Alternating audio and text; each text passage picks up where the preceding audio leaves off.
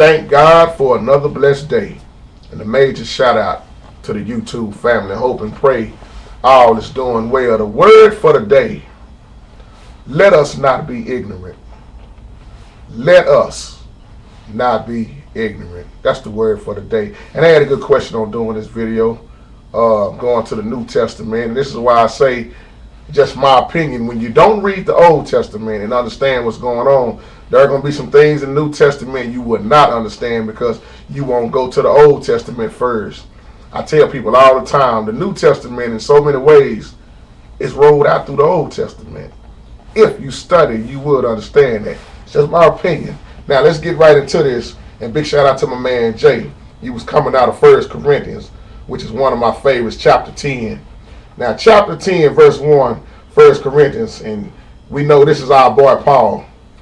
And 1 says, moreover, brethren, I would not that ye should be ignorant how that all our fathers were under the cloud and all passed through the sea. What is Paul referring back right here? He's going back to the Old Testament.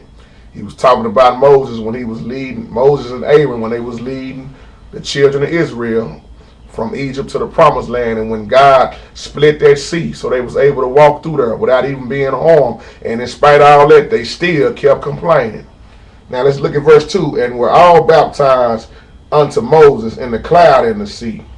3 says, and did all eat the same spiritual meat. 4 says, and did all drink the same spiritual drink, for they drank of that spiritual rock that followed them, and that rock was Christ. Now let's pause right there. Now we remember there came a time when God told Moses to speak to the rock. And Moses was already frustrated because Moses was tired of leading the children. He felt like he was carrying everybody by himself. He got very frustrated. So instead of speaking to the rock, Moses hit the rock. But look how God is still so amazing. God allowed that water to come out either way it went. Now when you look right here closely at 4, it says they drank of the spiritual rock. And it says that rock was Christ. That rock was Christ. In spite of their disobedience, even Moses' disobedience. See, God is so good. Just like nowadays, even though we be disobedient at times, he still uses us. But look at what happened with Moses. That just because Moses hit that rock, he was complaining. He didn't act like he didn't have no faith in God. So what was Moses' punishment? Moses didn't even make it in the promised land with them. He sure didn't. So when you look at that, learn from that. And verse 5 say, but with many of them, God was not well pleased, for they were overthrown in the wilderness because they kept complaining. They kept murmuring. God had already brought them through so much. He brought them through so much. He didn't even have to do nothing else for them. He already promised them he was going to lead them to the promised land. Good God Almighty. Verse 6 says, now these things were our examples, to the intent we shall not lust after evil things as they also lusted. Just like what's going on nowadays, y'all. We got people lusting after evil, doing any and everything. And that's why I said, let us not be ignorant. This applies to us. We are so ignorant of the word right here because people not studying. Same thing we doing now, same thing was going on in the Old Testament. Let's move on to 7.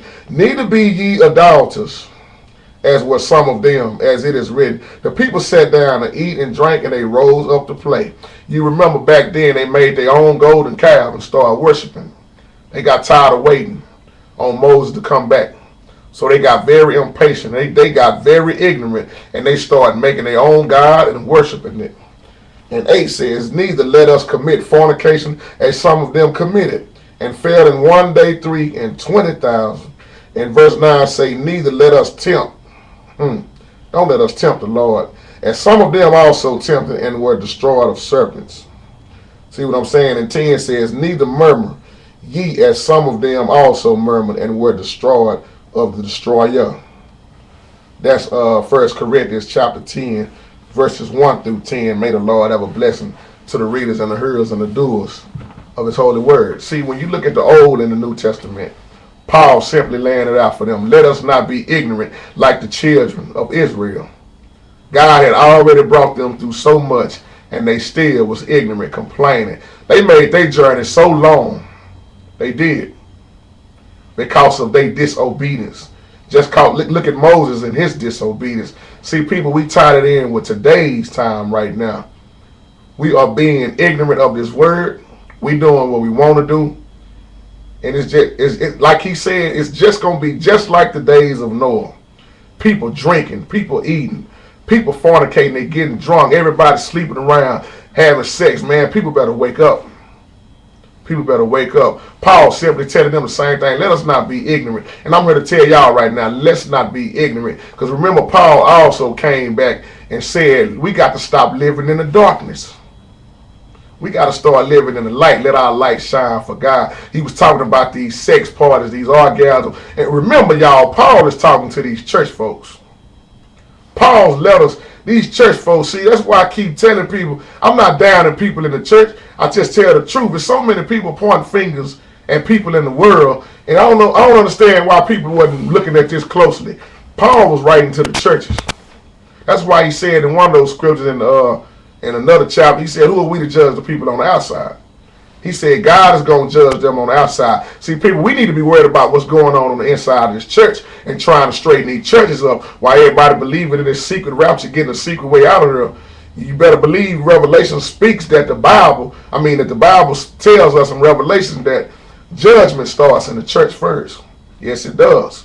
You better look at those 7 churches. So let us not be ignorant, and may God bless you.